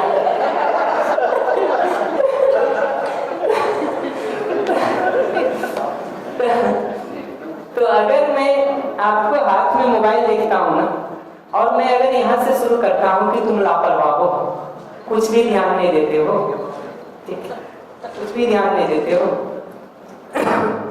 तो अगला जो है वो पलट के या तो सफाई देना शुरू करता है कि हम मोबाइल पकड़े थे, या बताना शुरू करता है सब बात तो सुन रहा हो तुम्हारी, ये बोले हो अभी तुम दोहरा देता है। ठीक है, जैसे ही आप ये इंटरप्रिटेशन अपना जोड़ना शुरू करेंगे ना बहस शुरू हो जाएगी, क्योंकि आपका एक इंटरप्रिटेशन है, अगले का दूसरा इंटरप्रिटेशन। अगर आप इतनी ही बात कह रहे हैं कि पिछले 3 मिनट से मैं तुमको मोबाइल हाथ में देख रहा हूं, तो इस बात को ना आप नकार सकते हैं ना मैं नकार सकता हूं। तुम ध्यान नहीं दे रहे हो मेरे ऊपर, इसको आप नकार सकते बहुत बार। तो आप कुछ बोल रहे हैं, अगला अगर मोबाइल में देख रहा है ना और हम नाराज होते हैं, अगला खट से कहता है सुन तो रहे तुमको अभी ये बोले। अगर वहां रिक्वेस्ट प्लेस करना है ना तो सिंपल ये प्लेस करने की जरूरत है कि मैं चाहता हूं या मैं चाहती हूं कि अगले 5 मिनट अगर हम बात करें तो उसमें मोबाइल नहीं देख सकते हो। हम गलती क्या करते हैं कि हम अपने रिक्वेस्ट को प्लेस करने के बदले एक आर्गुमेंट शुरू करते हैं, एक बहस शुरू करते हैं कि क्या सही है और क्या सही नहीं। तो हम ये सिद्ध करने में चले जाते हैं कि मोबाइल दूसरे जब बात कर रहे हैं तो मोबाइल हाथ में पकड़ना सही नहीं। अगला बहस करता है मुद्दा तुम्हारा इतना ही है ना कि सुने तुमको, सुन रहे हैं हम मल्टीटास्किंग के एक्सपर्ट करते रहिए इस पर बहस, कभी निष्कर्ष नहीं निकलेगा, कभी निष्कर्ष नहीं। उसमें अपना सिंपल रिक्वेस्ट प्लेस करने की जरूरत है। कि मैं जब बात करती हूँ या करता हूँ और तुम मोबाइल देखते रहते हो, तो मुझे ऐसा महसूस होता है कि तुम मेरी बात ठीक से नहीं सुन रहे हो, या मुझे ऐसा महसूस होता है कि मेरी बात ठीक से नहीं जा रही है। क्या मेरी आश्वस्ति के लिए 5 मिनट तुम मोबाइल साइड कर पाओगे क्या, ताकि हमको एश्योरेंस हो सके कि मैं अपनी बात ठीक से कह पाऊँ। या जब मैं तुम्हारे हाथ में मोबाइल देखता हूँ बात करते समय, तो मुझे बोलने में असहजता लगती है, मुझे सहज लगे इसके लिए थोड़ा 5 मिनट मोबाइल साइड कर सकते हो। ये सारे स्टेटमेंट में आप देखिए तो मैं अपनी नीड प्लेस करने का काम कर रहा हूँ। मैं इसे वाक्य शुरू कर रहे हैं, उसको मैं पे खत्म कर रहा हूँ। और रिक्वेस्ट होने की जरूरत है, डिमांड नहीं। डिमांड करेंगे और ना सुनने को तैयार नहीं है, तो देखिए जी, आपको एक जगह हम ना नहीं सुनते हैं तो आप भी 4 जगह हमसे जो है गला पकड़ के हाँ करवाते हैं। तो एक तरफ से हम किसी को पकड़ रहे हैं ना, तो हमको याद रखना जरूरी है कि दूसरे तरफ से हम भी पकड़े जा रहे हैं। एक तरफ से हम अगर दबाव डाल रहे हैं तो दूसरी तरफ से घूम के हम पे भी आने ही वाला है जी, इंटरलॉकिंग सिस्टम है। ऐसे ही देखिएगा ना, कई बार जब हम बोलते हैं ना, तो हम अतिशयोक्ति में बोलते हैं, बढ़ा चढ़ा के बोलते हैं। आप 2 दिन क्लास में लेट आए, 3 दिन लेट आए, हम कहते हैं तुम अक्सर लेट आते। अगला बहस करता है, नहीं अक्सर कहाँ आए, परसों भी तो टाइम से आए, नर्सों भी तो टाइम से आए, कल भी तो ठीक से आए, जिस दिन आते हैं तुमको दिखाई नहीं देता। अब बहस होती जाए। अगर आप सप्ताह में 2 दिन लेट आए हैं और मैं इतना ही कहता हूं कि इस पूरे वीक में आप 2 दिन 15 मिनट लेट आए हैं, तो अब इस पर बहस नहीं हो सकता है। अगर ये सच्चाई है तो बहस नहीं हो सकता।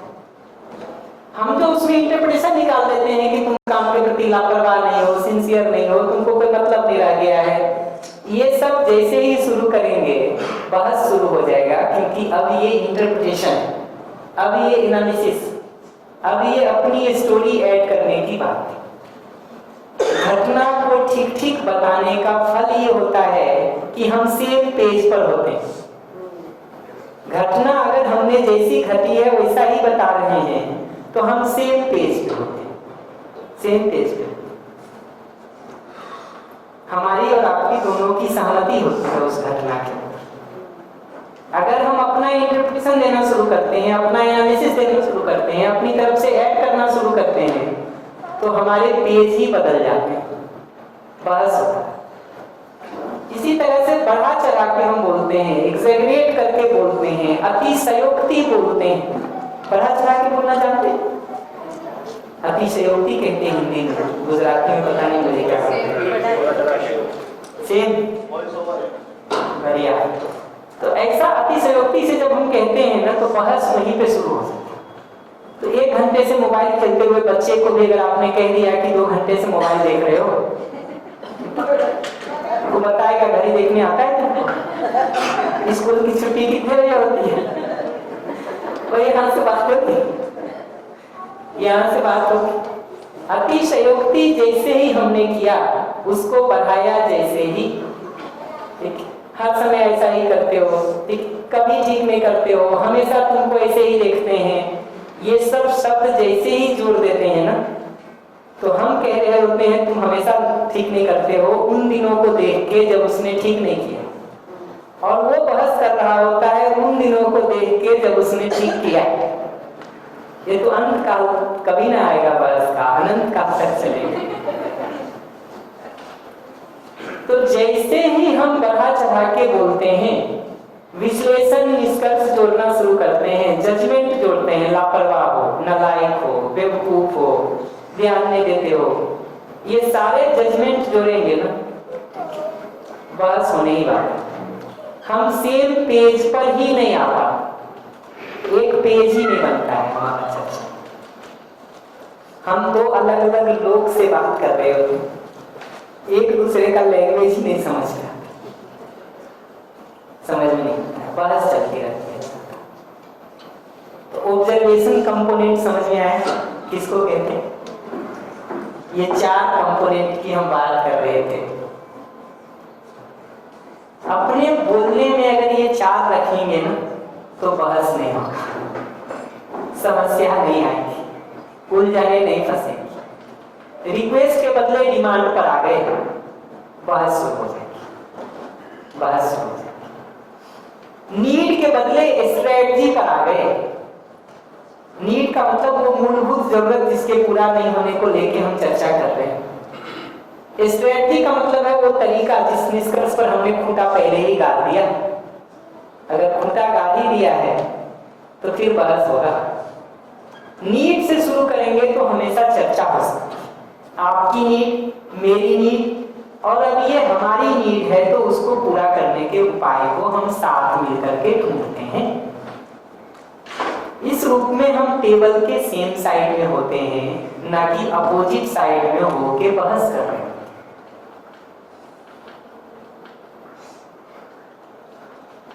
तो need rather than strategy, request rather than demand, observation rather than judgment।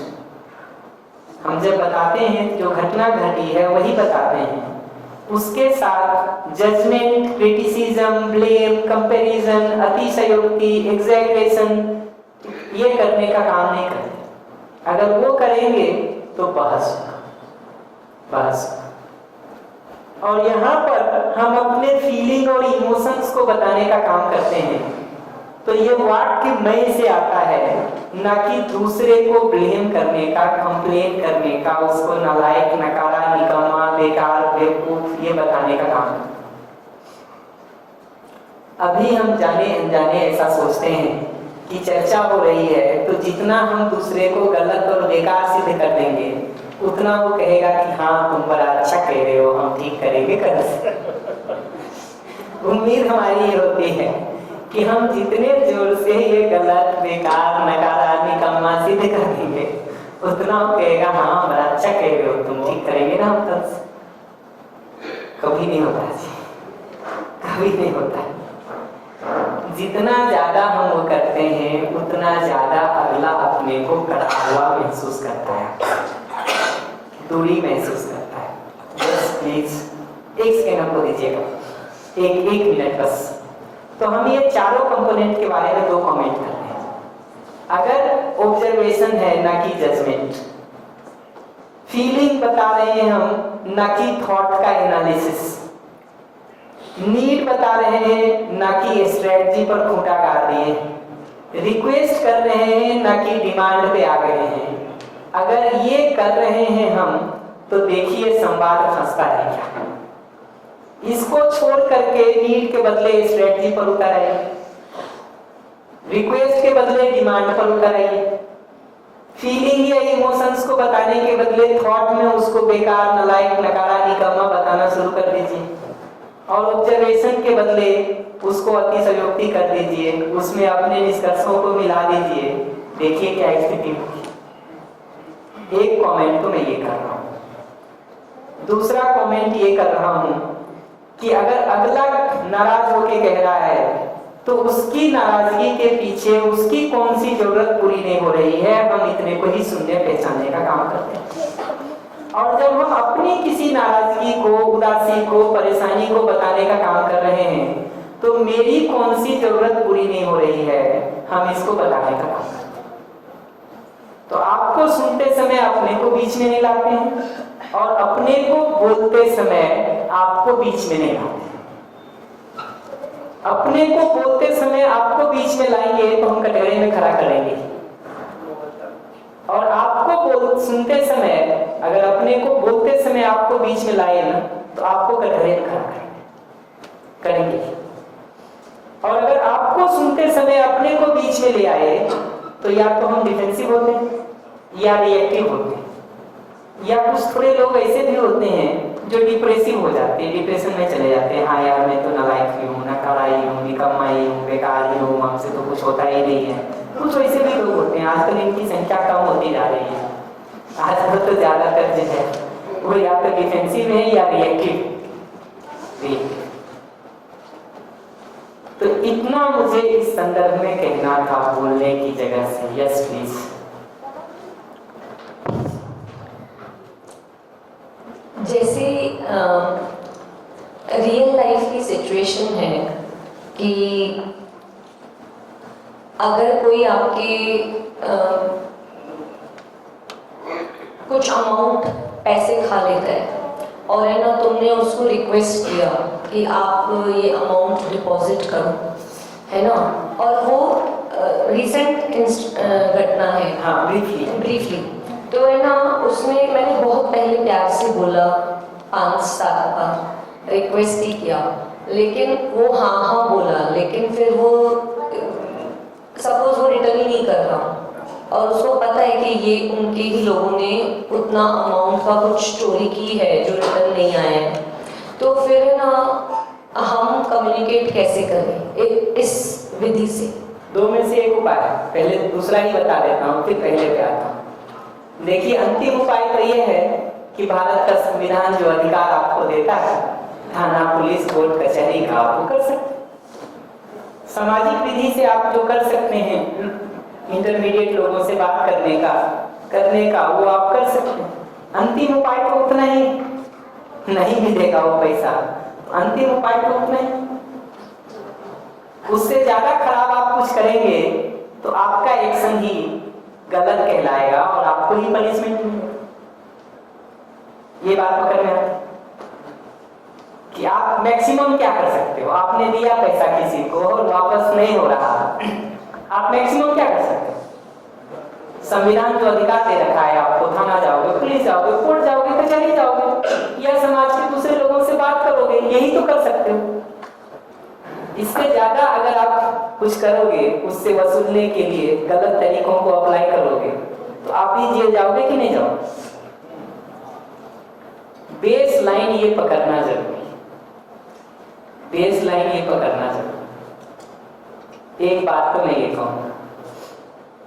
दूसरा, आप पूछोगे कि ऐसे सिचुएशन में क्या कम्युनिकेशन करें, तो कम्युनिकेशन तो इसमें इतना ही हो सकता है कि हमारी नीड क्या है वो हमको ठीक से अगले को बताया जा सकती। वो दे ही देगा, मैं ये बिल्कुल नहीं कह सकता, लेकिन अपनी नीड को प्रॉपरली प्लेस करने के काम को किया जा सकता है कि हमको आज के दिन उसकी क्या किस तरह से जरूरत महसूस होगी और वो वापस नहीं मिलने से हमको क्या कठिनाई और परेशानी है, ये बताने का काम किया जा सकता है जितने बेस्ट तरीके से आप बता लीजिए। इससे ज्यादा मुझे तो नहीं दिखता है कुछ की किया जा सकता है। तो आप पूछेंगे मैं क्या करता हूँ, मैं तो सिंपल काम करता हूँ। अगर किसी को हमको पैसा देना होता है, ठीक है, तो मैं तो ये मान के देता हूँ कि वापस आ जाए तो बोनस। मैं तो ये मान के देता हूँ कि वापस आ जाए तो बोनस है। या तो हम बिजनेस कर रहे हैं उसका, तो वे उसकी लिखापढ़ी के तरीके हैं, अपना उससे करिए। नहीं तो हम तो ये मान के देते थे कि वापस आ जाए तो बोनस। एक और क्वेश्चन है, हाँ। जैसे आपने कहा लेबल नहीं लगाना है, तो जैसे वो उस अगर हमें दिख रहा है कि वो बंदा बिल्कुल डिसऑनेस्ट है, पहले उसने कहा कि वो ऐसा जीता है, ऑनेस्ट है, उसका रिलेशनशिप बिल्कुल ठीक है, लेकिन जब तुम्हें पता चलता है कि भाई वो तो बिल्कुल ही कैरेक्टरलेस है, एग्जाम्पल, तो तो हम उसको डिसऑनेस्ट तो कहेंगे ही ना। वही आप उसको डिसऑनेस्ट और कैरेक्टरलेस कहने से शुरू करेंगे ना। देखिए, बात करके होता है कि हमको कोई तकलीफ नहीं है, ठीक, किया जाता है। अगर आप पूछोगे तो घटना पर बात की जा सकती है। घटना पर बात करने का मतलब, अगर मुझे इसको प्लेस करना होगा तो मैं ऐसे प्लेस करूंगा कि ये घटना मैं तुम्हारे बारे में जानता हूँ, ठीक है, या ये घटना की मुझे सूचना मिली है, ठीक है, और ये घटनाएं सही है कि नहीं, ये पहले पूछने की जरूरत है। अगर ये जजमेंट करना भी है ना, तो तुम ऐसे हो कहने की जगह मुझे ऐसा लगता है प्लेस करने की जरूरत है। अगर करना ही है, ठीक, तो तुम कैरेक्टरलेस हो की जगह जब कोई ऐसा करता है तो मुझे वो कैरेक्टरलेस लगता है, या जब कोई जो अपनी बात कहता है उसी बात से अगले दिन मुकर जाता है तो मुझे वो डिसऑनेस्ट लगता है। ये दोनों स्टेटमेंट में अंतर है। एक स्टेटमेंट जो मैं मैं कह रहा हूँ उसमें मैं अपनी बात कह रहा हूँ कि मुझे क्या लगता है, मुझे क्या महसूस हो रहा है, ना कि तुम कैसे हो।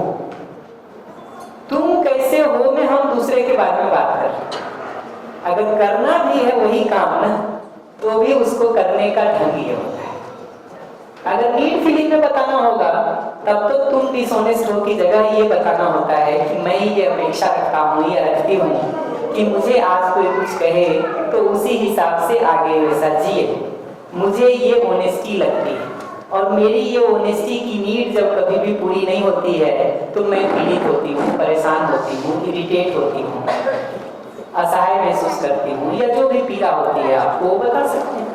नीड और फीलिंग का लैंग्वेज ये बिना उस पर लेबल किए हुए भी ये बताया जा सकता है कि हमारी ऑनेस्टी की नीड पूरी नहीं होती, हमारी एक दूसरे के साथ कैरेक्टर में आश्वस्ति की नीड पूरी नहीं हो रही। तुम कैरेक्टर लेस हो, आप कह भी इसीलिए रहे हो ना कि संबंध में एक जो आश्वस्ति चाहिए स्व नारी स्व पुरुष का, वो आपका नीड है, वो पूरा नहीं हो रहा, इतना ही तो कह रहे हो।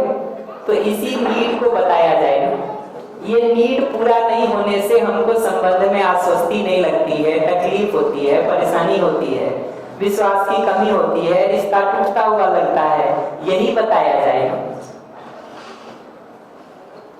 नीड तो यही है ना जी, कि नहीं? ठीक सुन पाया मैं नीड?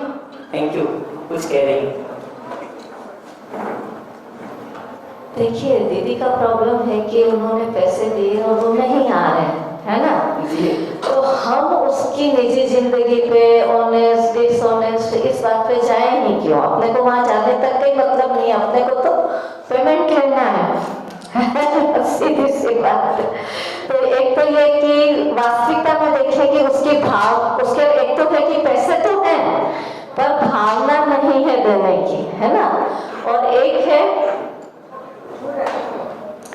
एक तो पैसे तो है लेकिन भावना नहीं है देने की। एक तो अरे भावना तो है देने की लेकिन पैसे नहीं है, दो तरह की स्थितियां बनती है।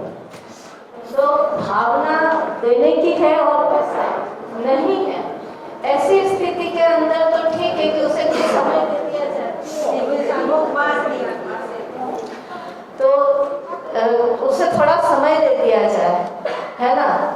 और भावना नहीं है देने की और पैसे हैं तो फिर दोनों ही स्थितियों में फिर अलग तरह से उससे पैसे लिए जाए। एक तो ये कि वो कोई सर्विसेज प्रोवाइड कर रहा है और अपने को काम की जरूरत पड़ती है तो उससे वो काम करवा लो और बोल दो कि उसका हम पेमेंट इसके एवज में नहीं देंगे, या और कोर्ट और इसमें तो बहुत लंबा मामला चला जाएगा, है ना। और या फिर और ये वाला जो सिचुएशन है, और अगर उसको वो कोई प्रोडक्ट वगैरह बेचता है जो अपने काम आ सकता है तो वो लेकर के और उसको उस चीज से थोड़ी राहत दे दो। बढ़िया। तो अंजू दी आपको कंसल्टेंट मिल गई है, इनसे कंसल्टेंसी फी पूछ लीजिएगा पहले, नहीं तो बाद में फिर कहिएगा कि ये कंसल्टेंसी फी ज्यादा मांग रही है तब क्या करें, उसमें कैसे संवाद करेंगे, अगला सवाल पूछिएगा हमसे। तो हम पहले बता दे रहे हैं कि उनका कंसल्टेंसी फी पूछ के फिर उनको फिर उसको हायर कर लीजिए, नहीं पूछ लेना चाहिए, नहीं तो मानद मान के शुरू करिएगा, बाद में कहेंगे नहीं कुछ तो मानवीय ब्याज बनता है इसका। तो हमारे एक साथी थे, उन्होंने किसी को पैसे उधार दिए थे, 7-2 साल जब वापस देने की बात आई देते इसमें कुछ बात नहीं किए थे, यही हुआ था कि भाई दे रहे हैं वापस कर देंगे। तो उन्होंने कहा 2 साल का कुछ तो मानवीय ब्याज बनेगा, इसके साथ वो दे दो कम से कम। तो ऐसा वो बताएंगे कि मानद ही सही, कुछ तो मिलना चाहिए। क्लोज करने के पहले मैं सिंपल 1-2 कमेंट को हाथ पूछिए, माइक दीजिएगा प्लीज, उनका कमेंट सुनिए, हम नेक्स्ट 5 मिनट में क्लोज करेंगे सेशन। कोई अनाउंसमेंट तो नहीं है ना? शुक्रिया।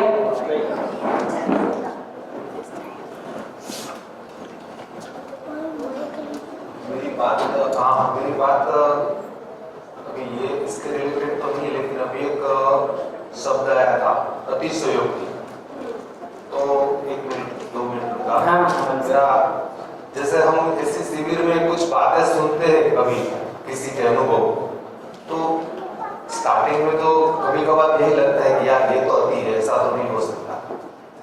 और ऐसा जब हमारे साथ होता है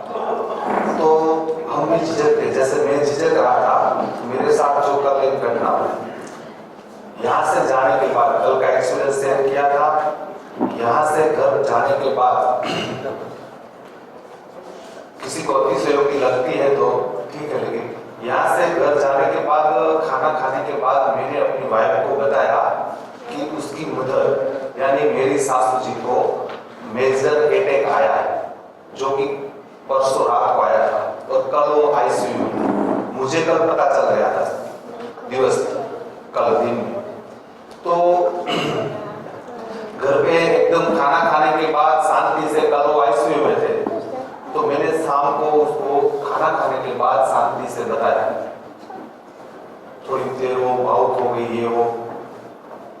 अगर कल का दिन वो यहाँ पर नहीं बैठी होती तो हम आज यहाँ नहीं होते, अस्पताल उसकी खबर देखने के लिए राजकोट गए होते, राजकोट से दूर गए लेकिन राजकोट हॉस्पिटल में गए। लेकिन मेरी वाइफ ने फिर वहां पर मेरे साले को फोन किया, बातचीत की।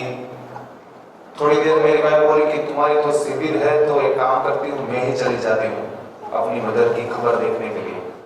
लेकिन somehow उसने फोन करने के बाद ये सोचा कि ये शिविर बाद में कब हो, तुम्हें तो वहां पर रहना ही चाहिए, काम करती हूँ, मैं जाती हूँ।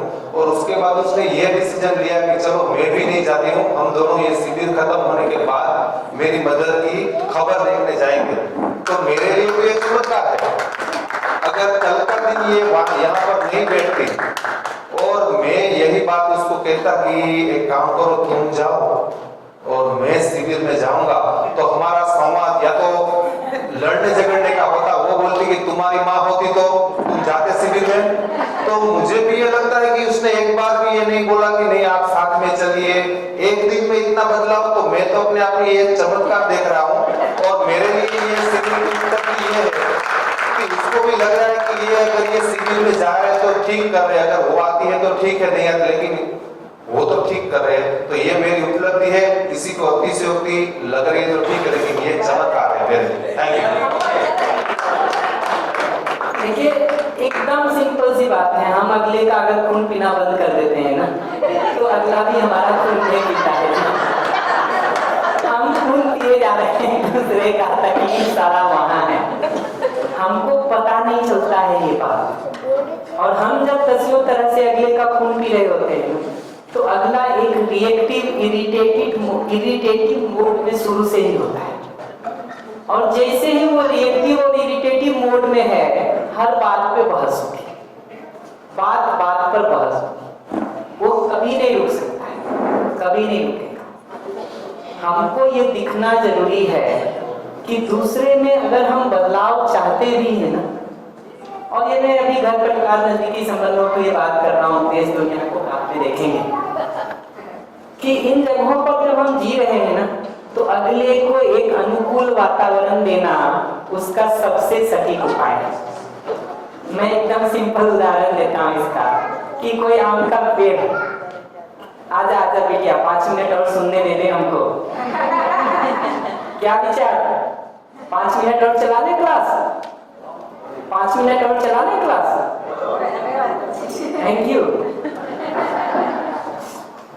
तो मैं इसका सरल उदाहरण हमेशा देता रहता हूँ कि कोई आम का पौधा अगर ठीक फल नहीं दे रहा, टेढ़ा मेरा फल दे रहा हो, हम कहते हैं अच्छा तुम फल नहीं दे रहे हो, खाद नहीं देंगे कल से।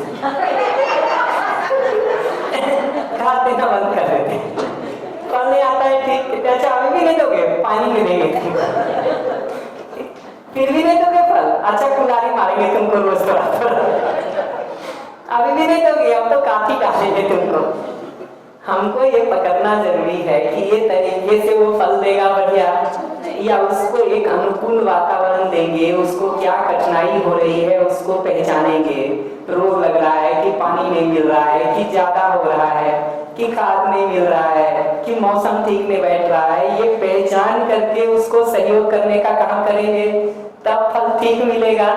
या ऊपर से 2 जूते 2 चप्पल मारेंगे, ठीक है, और उसको कुल्हाड़ी से काट देंगे, पानी नहीं देंगे, खाद नहीं देंगे, तब ठीक फल देंगे। उत्तर साफ है ना। अभी हम ये डिजाइन अपनाते हैं कि ऐसा काम नहीं करोगे, हमारा सप्लाई चेन काम नहीं तुम्हारा, ऑक्सीजन पाइप काट के हटा देंगे, अच्छा अभी भी बचे हुए हो तो वो डर से काट देंगे। हमको समझना जरूरी है कि ऐसा सारी जगह से काटने का काम करेंगे तो लास्ट में लाश मिलेगी जो कुछ नहीं करेगी आपके लिए। और आदमी तो जिंदा होगा तो लौट के 4 रिएक्शन आपके ऊपर भी करेगा। हमारा डिजाइन अभी ऐसा हो गया है, डिजाइन ऐसा हो गया। हमको पहचानना जरूरी है कि अगर हम अगले में बदलाव चाहते भी हैं ना, तो अपने एक्सप्रेशन के तरीके में बदलाव करने की जरूरत है। जिस तरीके से हम सारा मेहनत कर रहे हैं और लग रहा है कि 30 साल में नहीं रिजल्ट आ रहा, हम तो कह रहे तरीका बदल के 30 दिन एफर्ट करके देखिए रिजल्ट आता है कि नहीं आता। 30 दिन तरीका बदलने की सिंसियरिटी होने की जरूरत है। हमारे एक्सप्रेशन के तरीके में बदलाव से अगला तो बदलने के लिए बैठा हुआ है जी। अगला तो ढूंढ रहा है कि किसी दिन इसको थोड़ी अकल आ जाए। तो वो बदलाव अगर हमारे एक्सप्रेशन के तरीके में होता है, अगले में बहुत सहजता से बदलाव हो जाता है, बदलाव हो जाता है। मैं पूरे को समेट के 1-2 कमेंट इस पर करके क्लोज करता हूं कि भावपूर्वक ये सारा जीने की कला का प्रयोग करने की जरूरत है, ना कि दूसरे को मैनिपुलेट करने की।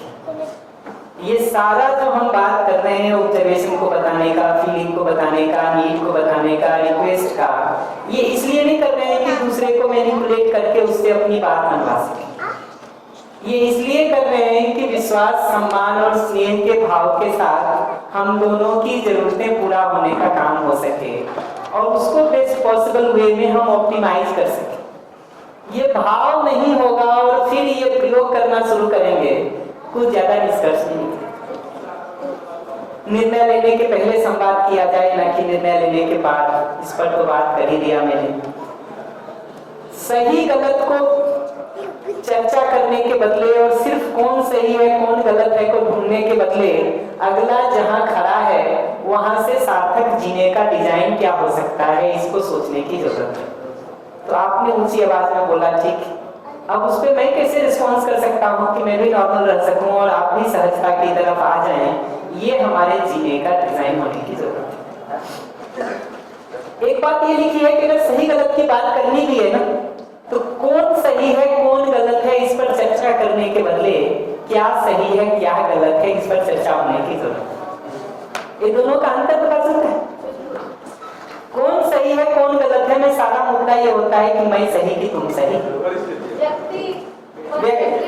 व्यक्ति पर केंद्रित हो जाता है, बात केंद्रित नहीं रहती। बात पर केंद्रित हम नहीं होते हैं, व्यक्ति पर केंद्रित हो जाते हैं। और व्यक्ति पर केंद्रित होंगे तो आक्षेप, आरोप, प्रत्यारोप ये शुरू हो ही जाएंगे। हम साइड होकर के भी, एक साइड रह के भी तो देखने का काम कर सकते हैं कि क्या सही है क्या सही नहीं है। कौन सही है कौन गलत है पे चर्चा करेंगे, वो हर बार बहस में जाए, हर बार बहस में जाए। बस दोनों के सुख को केंद्र में रखने का मतलब यही है कि मेरी जरूरत और अगले की जरूरत दोनों को ध्यान में रख करके सोचेंगे तो निष्कर्ष निकलेगा। अगर हम निर्णय पहले से लेकर रखते हैं तो दूसरे को सहमत कर लेने पर, कन्विंस कर लेने पर हमारा ध्यान रहता है। अगर हम जरूरतों की जगह से चर्चा शुरू करते हैं तो अब दूसरे को कन्विंस करना मुद्दा नहीं है, बल्कि हम दोनों मिलकर के बहुत सारे नए क्रिएटिव उपायों को सोचने का काम कर पाते हैं। और जीवन में क्षमता है इन क्रिएटिव उपायों को सोचने की। विचार कीजिएगा, मुझे भाव पर जितना कहना था, बोलने और सुनने पर जितना कहना था, मैं कह चुका हूँ। अगर कोई भी प्रश्न बचता है तो कल हम लंच के बाद वाले सेशन में उसको थोड़ा रिस्पॉन्ड करने का काम कर लेंगे। कल सुबह तो हम समाज की व्यवस्था को शुरू करना चाह रहे हैं, तो सुबह 9 बजे इसको शुरू करते हैं। मैं उम्मीद करता हूँ कि एक लेवल की आपको क्लैरिटी मिल गई होगी संबंध में, जीने के संदर्भ में, उसमें बोलने सुनने के संदर्भ में, और कठिन से कठिन परिस्थितियों में संवाद कैसे किया जाए उसके संदर्भ में। और ये बेसिक शिविर है तो एक राउंड का एक इंट्रो में कर दे रहा हूँ। डिटेल आपको YouTube पर भी वीडियो मिल जाएंगे, आगे अलग अलग सेशंस होते रहते हैं। जब कभी अवसर अनुकूलता हो आप उसको सुन सकते हैं। आज के लिए सभी को हमारा